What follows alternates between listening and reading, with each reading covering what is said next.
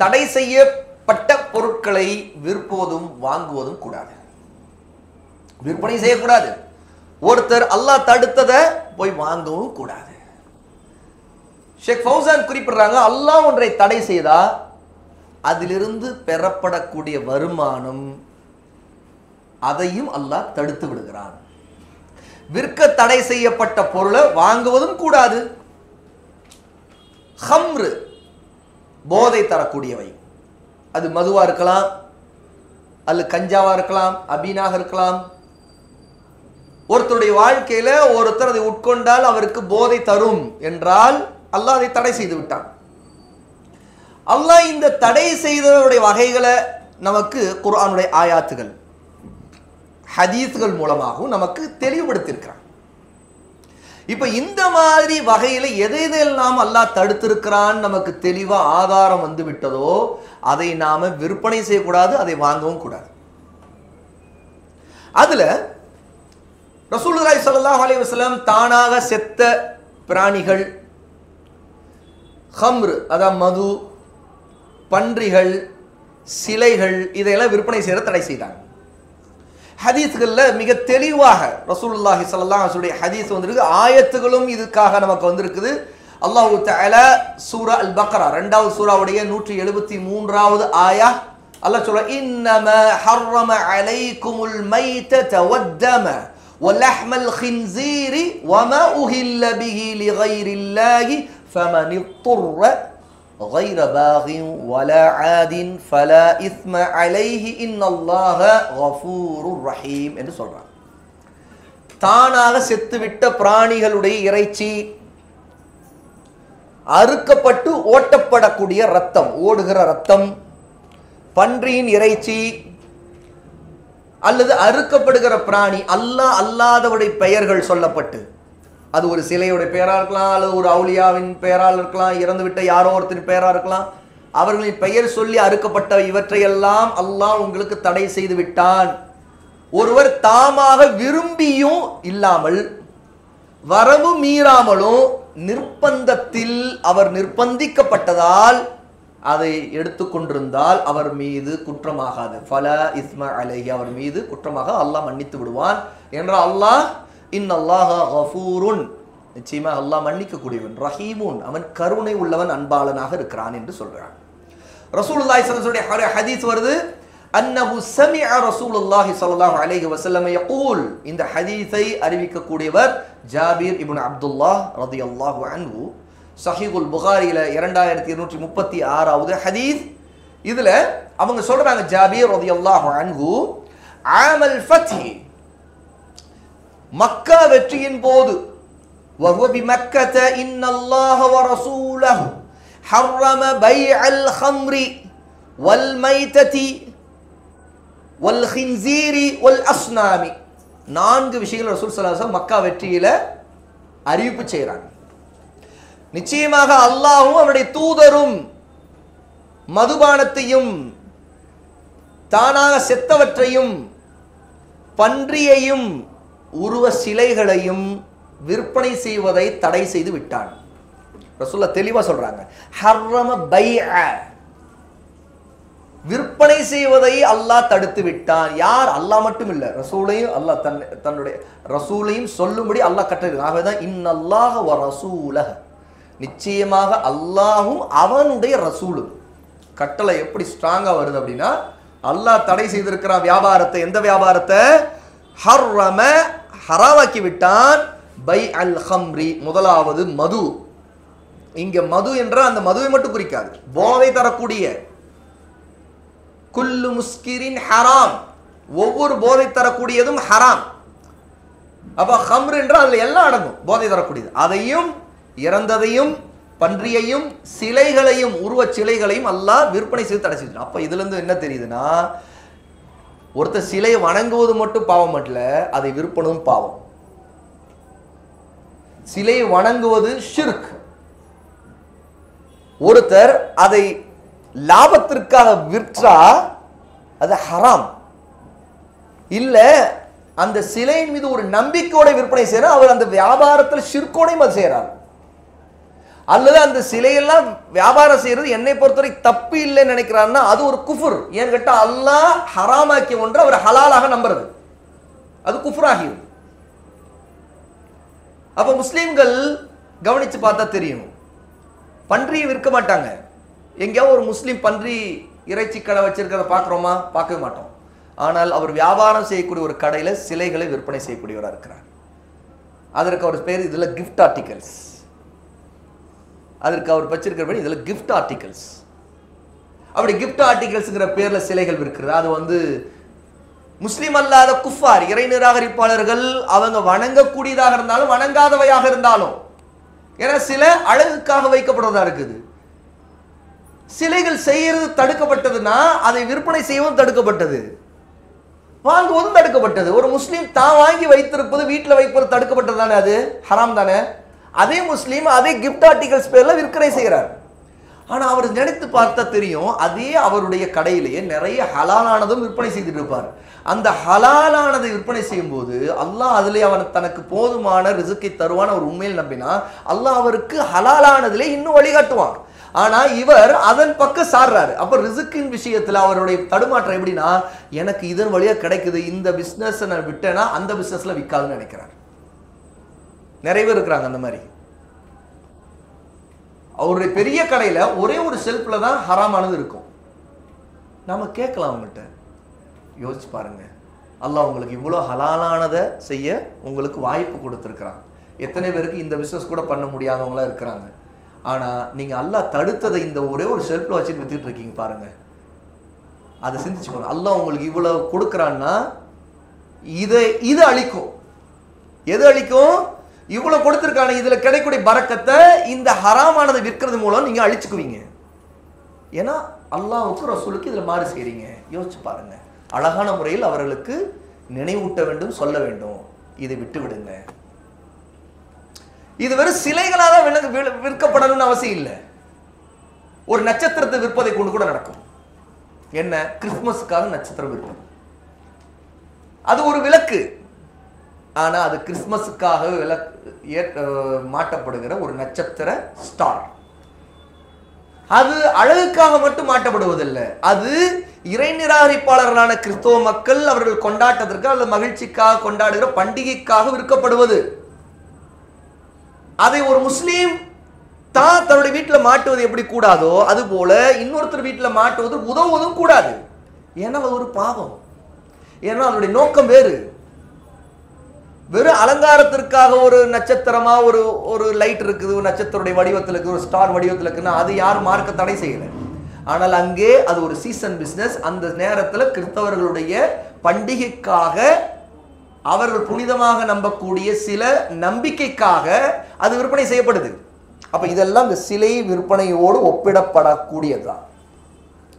ஏன்னா இது நேரடிய சிலையா இல்லாவிட்டாலும் அதிலும் ஒரு குறிப்பிட்ட நம்பிக்கை, குஃபுரான நம்பிக்கை இருந்து கொண்டிருக்கு. சிலை தான் கூடாது. ஒரு சிலுவை விற்கலாமா? கூடாது. ஏன்னா சிலுவைங்கிறது ஒரு சிம்பிளா தானே இருக்குது. அதுல எதுவும் ஒரு முகம், கை, கால் வைத்த ஒரு உருவம் இல்லை, உயிருள்ளவற்றின் ஒரு உருவம் இல்லை. அது ஒரு ஜீசஸுடைய சிலையாக இல்லை. ஆனால் சிலுவை என்பதை கொண்டு அங்கே ஈசா அலைஹிஸ்ஸலாத்து வஸ்ஸலாமை வணங்குவதற்கான ஒரு அடையாளமாகத்தான் அதை அவர்கள் வைத்திருக்கார்கள். அது விற்பனை செய்வது நமக்கு ஹராமாயிடும். அதே மாதிரிதான் போதை தரக்கூடியதுன்னு போது ரசூல் ஸல்லல்லாஹு அலைஹி வஸல்லம் அதை தடை செய்துட்டாங்கன்னா எதெல்லாம் போதை தருதோ அதை எல்லாமே தடை செய்துட்டாங்க அதுல, அந்த வார்த்தையில. அப்ப ஷேக் சாலிஹ் அல் ஃபௌசான் ஹஃபிதஹுல்லாஹி தஆலா இந்த தலைப்பின் கீழே நிறைய விஷயங்களை ஒவ்வொன்றாக நமக்கு சொல்றாங்க. அதுல முதலாவது ஹம்ரு. ஹம்ரு விற்பனைக்கு இதுல தெளிவான தடை வந்திருக்கிறது. ஹம்ருன்னு சொன்னா வெறும் மதுவை மட்டும் குறிப்பிடாது. ஏனென்றால் ரசூலுல்லாஹி ஸல்லல்லாஹு அலைஹி வஸல்லம் அப்துல்லாஹ் இப்னு உமர் ரலியல்லாஹு அன்ஹு ஹதீஸ் தெளிவாக வந்திருக்கிறது. சஹீஹ் முஸ்லிம்ல 2003வது ஹதீஸ், குல்லு முஸ்கிரின் ஹராமுன் வ குல்லு ஹம்ரின் ஹராம். ஒவ்வொரு போதை பொருளும் ஹம்ரு தான், ஒவ்வொரு வகையான ஹம்ரும் ஹராம் தான். அப்ப எப்படி ரசூல் அது அழுத்தம் திருத்தமா ஒன்றோடு ஒன்று இணைச்சிட்டாங்கன்னா, குடிக்கிற ஒரு மது அதுக்கு எத்தனை பெயர்கள் வைத்தாலும் சரி, அல்லது மதுவா குடிக்கக்கூடியதா இல்லாவிட்டாலும் ஒரு பவுடரா ஆக்கப்பட்ட ஒரு போதைப் பொருளா இருந்தாலும் அதுவும் ஹம்ரு தான். ஆகதான் ஒரு கஞ்சா, அபீன், அது நாக்கில் நக்கி கொள்ளக்கூடியதா இருக்கலாம், அல்லது மூக்கில் உறிஞ்சக்கூடியதா இருக்கலாம், அல்லது நுகரக்கூடியதா இருக்கலாம், அல்லது தடவக்கூடியதா இருக்கலாம். எப்படி இருந்தாலும் அது போதையை தரும் என்று சொன்னா அது ஹம்ருல வந்துடும். அந்த ஹம்ரை பொறுத்தவரை குல்லு ஹம்ரின் ஹராம், அதாவது ஹராம் தடை செய்யப்பட்டவை அப்படிங்கிறதுல அது அடங்கும் அப்படிங்கிறது ரசூல் ஸல்லல்லாஹு அலைஹி வஸல்லம் இந்த ஹதீஸை கொண்டு ஷேக் ஃபௌசான் ரொம்ப தெளிவான ஒரு பதில ஒரு விளக்கத்தையும் கொடுக்குறாங்க. ஹம்ரு என்று ரசூலா தடை செய்ததுல எல்லா போதைப் பொருளும் அடங்கிரும் அப்படிங்கிறாங்க. இது தொடர்பாக 10 பேரை ரசூலுல்லாஹ் சபித்திருக்கிறார்கள் அப்படிங்கிற ஒரு ஹதீஸை அடுத்து மேற்கோள் காட்டுறாங்க. சஹீஹான ஹதீஸ். அடுத்து இந்த ஹதீஸ் அனஸ் இப்னு மாலிக் ரலியல்லாஹு அன்ஹு அறிவிக்கக்கூடியதாக இப்னு மாஜா 3381வது ஹதீஸாகவும் இமாம் அல்பானி ரஹிமஹுல்லாஹ் இது சஹீஹ் அப்படின்னு சொல்லிட்டு சஹீஹ் தர்கீப் வ தர்ஹீப்ல 2357வது ஹதீஸாகவும் பதிவு செய்திருக்காங்க. 10 பேரை ரசூலுல்லாஹ் ஹம்ரின் விஷயத்தை சபித்திருக்கிறாங்க. யார் யாரெல்லாம் அதுல வராங்க? லஅன ரசூலுல்லாஹி ஸல்லல்லாஹு அலைஹி வஸல்லம் ஃபில் ஹம்ரி 10 10 பேரை ரசூலுல்லாஹ் சபித்தார்கள். ஆஷிரஹா வ முஅ்தஸிரஹா வல் மஅசூரத லஹு வ ஹாமிலஹா வல் மஹ்மூலத லஹு வ பாயிஹஹா வல் மப்தாஅத லஹு வ சாகியஹா வல் முஸ்தகாத லஹு ஹத்தா அத்த 10 மின் ஹாதா الضرب. இந்த ஹதீஸ் அறிவிக்கக்கூடிய அனஸ் இப்னு மாலிக் சொல்றாங்க, மதுபானத்தின் விஷயத்தில் ரசூல் ஸல்லல்லாஹு அலைஹி வஸல்லம் மதுபானத்தையும் சபித்தார்கள். அதை பருகுபவர் குடிப்பவரையும் சபித்தார்கள். அதை பருகுவதற்கு கொடுக்கின்றவர், என்ன ஊத்தி கொடுக்கிறவர், அவர் ஊத்தி கொடுத்தாலும் சரி, அல்லது அமேசான்ல ஆர்டர் போடுறேன் உங்களுக்கு டைரக்டா அங்க இறங்கிடுங்க, எப்படி ஊத்தி கொடுக்கல, ஆனா அமேசான்ல நான் அப்படி ஆர்டர் போட்டு விட்டுறேன், நானும் ஊத்தி கொடுக்க மாட்டேன், எங்களுக்கெல்லாம் ஹம்ரு அதெல்லாம் ஹராம், நாங்கள்லாம் அதெல்லாம் குடிக்க மாட்டோம், அதில் வாங்கி தொடவே மாட்டோம், அமேசான்ல ஆர்டர் போட்டு நாங்கள் உங்களுக்கு கிடைக்க வச்சிருவோம். எப்படி இதுவும் சபிக்கப்பட்டவர்ல வருவார். ஏன்னா இவர் கொடுப்பவர். 4வது அதை விற்பனை செய்கிறவர், அதை வாங்குபவர். வித்தாலும் சபிக்கப்பட்டவன் தான். அதை போய் வாங்கிக்கிறவானா, அவன் கூட்டத்தில் இருந்தாலும் சரி, தனியாக இருந்தாலும் சரி, அவன் 5 ஸ்டார் ஹோட்டலில் குடித்தாலும் சரி, அல்லது டாஸ்மாகில் குடித்தாலும் சரி, அல்லது யாருக்கு தேவைன்னா குடிச்சிட்டு அப்படி படுத்து தூக்கிட்டேங்கிறவனா இருந்தாலும் சரி, நான் யாருக்கும் டிஸ்டர்பே செய்ய மாட்டேன், உடம்பு வலி அதனால் குடிச்சிட்டு படுத்துருவேன் அப்படிங்கிற ஆளாக இருந்தாலும் சரி, எல்லாரும் அதில் வந்து விடுவார்கள். அப்புறம் அதை பிறருக்கு தயார் செய்து கொடுக்கிறவர், அதை தயார் பண்றவர், இப்படிதான் ப்ராசஸ், இப்படித்தான் அதை செய்யணும் அப்படின்னு சொல்லி தயார் செய்கிறவர். அடுத்து இதை தயார் செய்து கொள்பவர், அல்லது தானா செய்துக்கிறார், மற்றவங்கள தயார் செய்யல, இவரே ரகசியமா தயார் செய்வார். இவரே வீட்டில் கிச்சன்ல அவரே தேவையான இன்கிரீடியன்ஸ்லாம் தெரியும், எது போட்டு எப்படி அந்த போதைப் பொருளை, அந்த வைனோ விஸ்கியோ பிராந்தியோ பீரோ அல்லது ஏதோ ஒன்றோ அந்த புது புது பேர்ல அவர் தயார் செய்துக்கிறார். அப்படி தயார் செய்து கொள்பவர். இன்னொருத்தருக்கு சுமந்து செல்றவர், போஸ்ட்மேனா இருப்பார் அல்லது கொரியர் சர்வீஸ் மேனா இருப்பார். அவருக்கு தெரியும் இது தெளிவா இது வைன் விஸ்கி, அவர் எடுத்துட்டு போய் இன்னொருத்தர் கொடுக்குறார், இந்தாங்க வந்திருக்குது, கொரியர் வந்திருக்குது கொடுக்குறாரு. அவருக்கு தெரியல அது என்ன இருக்குது, அது வேற. ஆனா இவருக்கு தெரியுது அதை கொடுக்கணும் அப்படின்னு சொல்லிட்டு, அப்ப தெளிவா இவர் அதற்கு வேலை செய்கிறார். அவரையும் ரசூல் ஸல்லல்லாஹு அலைஹி வஸல்லம் 10 பேரை சபிக்கிறாங்க. யாருக்காக அது சுமந்து செல்லப்படுகிறோ அவரும், இவர் கொண்டு போய் கொடுக்கிறாரு. குடிக்கிறவர் அவர் இல்ல, அவர் யாருன்னு கேட்டா இன்னொருத்தர் கொடுப்பாரு, இவர் ரிசீவ் பண்ணுவார். அப்படியே இருந்தால் கூட இந்த ரிசீவ் பண்ற, நான் ரிசீவ் பண்ணிக்கிறேன், அவன் என் ஃப்ரெண்டு தான், நான்லாம் குடிக்க மாட்டேங்க, நான் வந்தப்போ அவனுக்கு பார்சல் எடுத்து கொடுத்துட்டேன், முடிஞ்சிருச்சு. இவரும் சபிக்கப்பட்டவர். சுப்ஹானல்லாஹ், அல்லாஹ் அக்பர். அல்லாஹ்வுடைய மார்க்கம், அல்லாஹ்வுடைய நபி ஸல்லல்லாஹு அலைஹி வஸல்லம் எவ்வளவு ஆழமாக அல்லாஹ்விடமிருந்து வஹீன் மூலமாக தெளிவுபடுத்துறாங்கிறதை இங்க நம்ம பார்க்கிறோம். யாருக்காவது சுமந்து சொல்ல அவரையும் அல்லாஹ் சபிக்கிறான். இந்த 10 வகையானவர்களும் சபிக்கப்படுகிறார்கள். இதுல என்ன கேட்டா, மதுவும் சபிக்கப்பட்டது 1, குடிப்பவர் சபிக்கப்பட்டவர் 2, அதை மற்றவர்களுக்கு பருக கொடுக்கிறவர் 3, அதை விற்கிறவர் 4, அதை வாங்குகிறவர் 5, அதை தயார் செய்து கொடுப்பவர் 6, தானே தயார் செய்து கொள்கிறவர் 7, அதை சுமந்து போகிறவர் 8, யாருக்கால் சுமந்து செல்லப்படுகிறதோ 9, வஆகிலி ஸமனிஹா, அதனுடைய சமன், அதனுடைய விலையை உண்ணுபவர், அப்ப அதிலிருந்து வரக்கூடிய வருமானத்தை உண்ணுபவர். ஆகவே ஒருவர் சம்பாதிக்கு அந்த வருமானத்தில் இன்னொருவர் உண்டு கொண்டிருப்பது கூட சபிக்கப்பட்ட பாவங்களில் ஒன்று. இப்னு உமர் ரலியல்லாஹுடைய அறிவிப்பில் அந்த வாசகத்தை நம்ம பார்க்குறோம். அப்படின்ட்டு அனஸ் இப்னு மாலிக் ரலியல்லாஹு அன்ஹு இந்த ஹதீஸ் அறிவிக்கிறாங்க. ஷேக் ஃபௌசான் இதை நமக்கு இங்கே மேற்கோள் காட்டுறாங்க. அப்போ ஹம்ர் என்பது ஒவ்வொரு வகையான போதைப் பொருளையும் குறிக்கும் என்பதையும், அது எப்படிப்பட்ட வஸ்துவா இருந்தாலும் அதற்கு என்ன பேர் சொன்னாலும் அது எல்லாமே இதுல அடங்கும் என்பதையும் இங்கே ஹதீஸின் மூலமாக தெரிந்து கொள்கிறோம். இன்னொரு ஹதீஸை ஷேக் ஃபௌசான் நீங்க குறிப்பிடுறாங்க. ல யஷ்ரபன்ன நாசுன் மின் உம்மதி அல் ஹம்ர யுஸம்மூனஹா பிகைரி இஸ்மிஹா. மனிதர்கள் கடைசி காலத்தில் மறுமையின் நெருக்கத்தில் ஒரு கூட்டத்தார் வருவார்கள். அவர்கள் ஹம்ருக்கு வேறு பெயர்களை சூட்டுவார்கள். அதன் மூலமாக அதை குடிப்பார்கள். எப்படி குடிப்பாங்கன்னா அதுக்கு வேற நேம் கொடுத்துக்குவாங்க. இது பீர் தாங்க, இது விஸ்கி ஒயின் இது மாதிரி கேட்டகரி இல்லை, இது பீர் சொல்றாங்களா இல்லையா, இது பீர், அதுக்கு என்னென்னமோ பேர். இதெல்லாம் அந்த மாதிரி போதையில் இது ஒரு ஹெல்த்தி, இது உடம்புக்கு ஒரு பேலன்சிங் கொடுக்கும், இது ஒரு விதமாட்ட, இது அப்படிங்க இப்படிங்க இப்படிங்க அப்படிங்க அப்படின்னு சொல்லிட்டு பாருங்க, குடிச்சோன்னே உங்களுக்கு அது போதை இருக்குதா இல்லையே.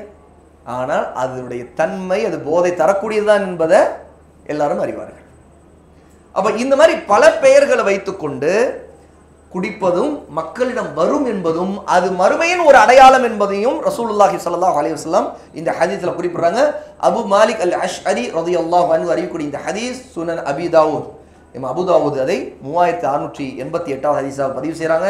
இது ஒரு சஹீஹான செய்தி என்பதை மிஷ்காத்துல் மசாபிஹ்ல இமாம் அல்பானி ரஹிமஹுல்லா அதனுடைய தஹ்கீக் அதனுடைய ஆய்வு உறுதிப்பாட்டில் 4292வது செய்தியில உறுதி செய்கிறாங்க.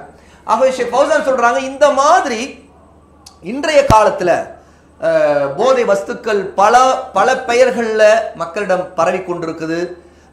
அல் ஹஷீஷ் அப்படிங்கிற போதைப் பொருள், அபீன் அல் அஃபியூன் அப்படின்னு சொல்லுவாங்க அரபியில், அபீன் கஞ்சா போன்ற போதைப் பொருள்கள், இது எல்லாமே ஒரு முஸ்லீம் ஒரு காலம் இந்த வியாபாரம் செய்யக்கூடாது. அப்படி செய்தால் அவர் ஒரு பாவி, அவர் ஒரு குற்றவாளி, அல்லாஹ்விடம் தண்டனைக்குரியவர். இப்படிப்பட்ட போதைப் பொருள் மனிதர்களையே கொல்லக்கூடியதாக இருக்கிறது. இப்படி இந்த மாதிரியான ரொம்ப மோசமான போதைப் பொருளை விற்பனை செய்யக்கூடியவர்கள் அரசாங்கத்தை கொண்டு கடுமையாக அவர்களுக்கு மரண தண்டனை நிறைவேற்றாலும் மார்க்கத்தில் தடை இல்லை அப்படிங்கிறாங்க. அதாவது போதைப் பொருள் மனிதர்களை கொள்வதே இதற்கு காரணம். அது அந்த அளவுக்கு அழிவை ஏற்படுத்தக்கூடியதாக இருக்குது. அவர்களுக்கு கடுமையான தண்டனை கொடுக்கப்பட வேண்டும் அப்படிங்கிறாங்க. யாரெல்லாம் போதைப் பொருள் விற்பனை செய்கிறாரோ விநியோகிக்கிறார்களோ விநியோகிக்க உதவுகிறாரோ அவர்கள் அனைவரும் அல்லாஹ்வின் தூதரால் சாபத்திற்கு ஆளானவர்கள். அல்லாஹ் அவர்களை சபித்திருக்கிறான், ரசூலும் சபித்திருக்கிறார்கள். இதுல இருந்து கிடைக்கக்கூடிய பணம் ஹராமானது, அது மிக கேடுகட்ட ஒரு பணம். உலக ஆதாயத்தின் காரணத்துக்குமா ஒருவன் ஒரு வெறுக்கத்தக்க ஒரு சம்பாத்தியத்தை இதன் மூலமாக சம்பாதிக்கிறான். ஆகவே இப்படிப்பட்டவன் இஸ்லாமிய அரசு இருந்து அந்த இஸ்லாமிய அரசு இவர்களை இப்படிப்பட்ட வியாபாரத்தை இவர்கள் தூக்கில் இடுவது ஆகுமானதுங்கிறாங்க. இவர்கள் மண்டம் தண்டனை கொடுப்பது ஆகுமானது என்றால் இது நாட்டில் மிகப்பெரிய குழப்பத்தை ஏற்படுத்தும். அந்த குழப்பத்தை தடுக்க வேண்டாம். இப்படி ஒருத்தன் இந்த மாதிரி பொருளை விற்பனை செய்கிறான், இவ்வளவு மோசமான போதை பொருள், அவனுக்கு தூக்கிலிடப்பட வேண்டும் அப்படின்னு ஷேக் ஃபௌசான் இதுல தன்னுடைய ஃபத்வாவை இங்க ரொம்ப அழுத்தம் திருத்தமா குறிப்பிடுறாங்க.